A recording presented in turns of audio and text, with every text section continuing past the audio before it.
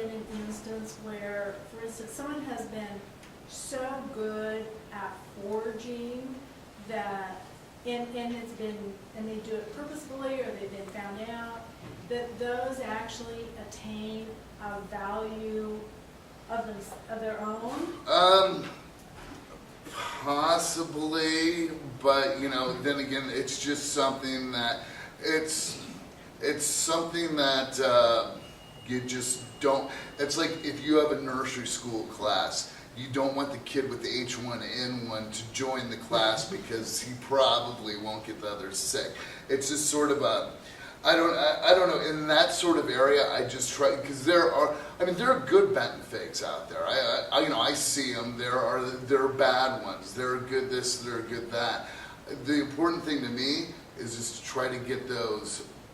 I don't want to have anything to do with those because it, and ultimately what happens with a lot of those, you will see them come up for auction and so forth, and they will be described as like school of, or attributed to, or after.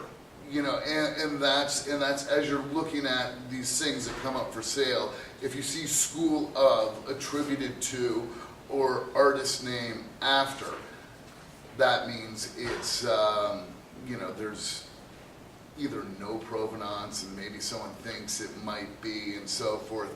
And there are any number of people that will chase those all around the, and a lot of those people, when they're 103, they have closets filled with artwork that their kids are like, what in the world am I going to do with this stuff? But yeah, there is a market for that.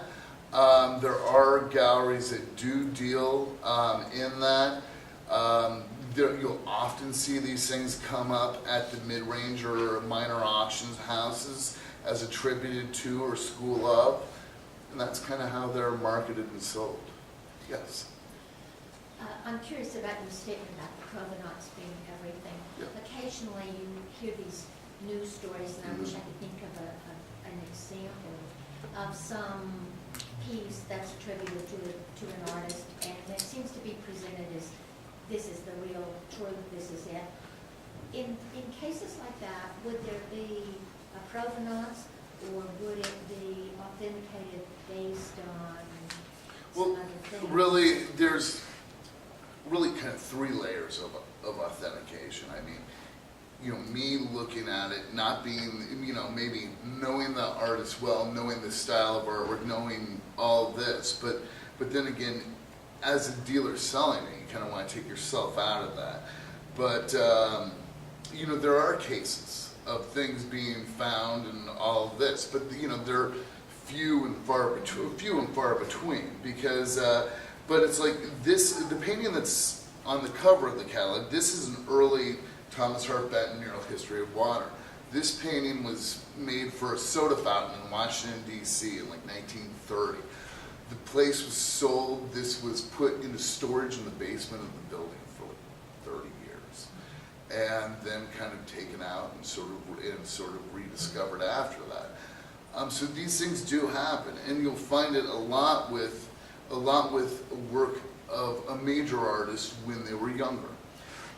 Maybe before their prices really hit that peak, because if someone pays a huge amount for a painting, they're going to let their kids know, don't sell that one at the garage sale. But yet if it's something that is maybe purchased from an artist when he's on the upswing, then some of these things can kind of slip through the cracks because people might have not followed the artist's career, might not know anything, might have just put it away and said, help that kid out with that $100 I gave him, and those things do happen. But when those things do happen, really, you need to look at the authority, if it's a painting or if it's on paper.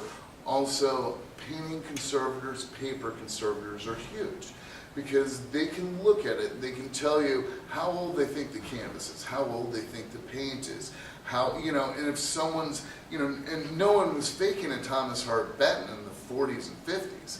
I mean, it was not until, so you can tell these things. you know, there are certain ways to, you know, accelerate age process. I'm sure, you know, you hear these horror stories, but ultimately, yeah, I mean, the due diligence would be, you know, try to find the history. If there's not a clear history, what does the authority say about it? If it's a painting which was supposed to be painted a number of years ago, what does the painting conservator say about it? How old does he think that the paint is? How old is the canvas? The nails that are nailed in the back of the canvas, would those be nails that would be used for the period pieces? What are the keys like? I mean, there are very, you know, there are various areas that you can look, you know, that's even more in depth to, you know, what's on the canvas itself, or what's on the paper itself, what's it surrounding, when was this paper produced, what was the, you know, and a lot of that can kind of help you determine those things. Yes. So you mentioned current famous Nebraska living artists, and you mentioned Dale Nichols, who is now deceased, but Right. so who do you consider some of your current Nebraska living artists that are worth having?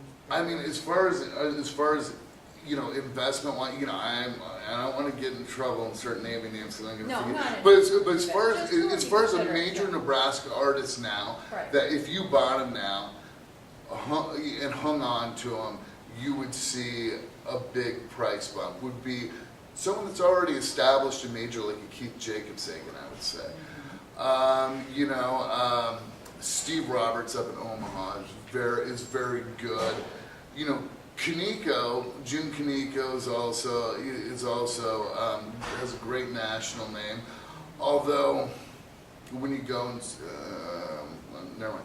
I don't you know, Yeah. it's I don't want to put my foot in my mouth if I might be on the internet here Okay. saying it. But you can come and talk to me and I can kind of give you what, you know, but you really need to look at what is an artist selling for now.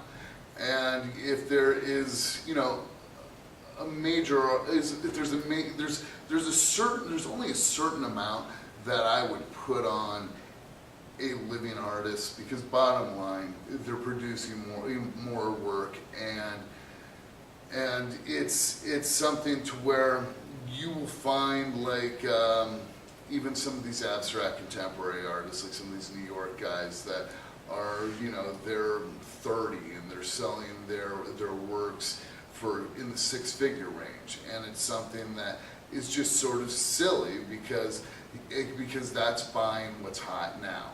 Ultimately, if you want to look at like sort of a gold standard for art, they need to be dead at least 30 years.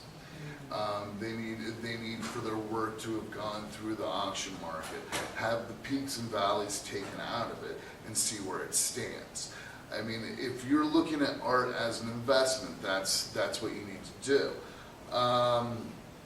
You know, it's tough to say, you know, when buying a 25 or 30-year-old artist, or even a 40-year-old artist, where are they going to fall out? You know, because they're going to go through various stages in their life and their career, and the idea of, you know, paying six figures for someone you know, for a young living artist is, I wouldn't do it. And I mean, because it's something that a lot of these artists will get really hot, and then all of a sudden, you know, those are some of the sad stories about some of the art, because then they'll feel like they have to lock their art in at this price, and then they'll basically, you know, be kind of penniless because they won't be able to sell it after a certain period, but they're trying to protect this price that they'd sold it for in the past. But anyway, but it's so yeah. I mean, it's something that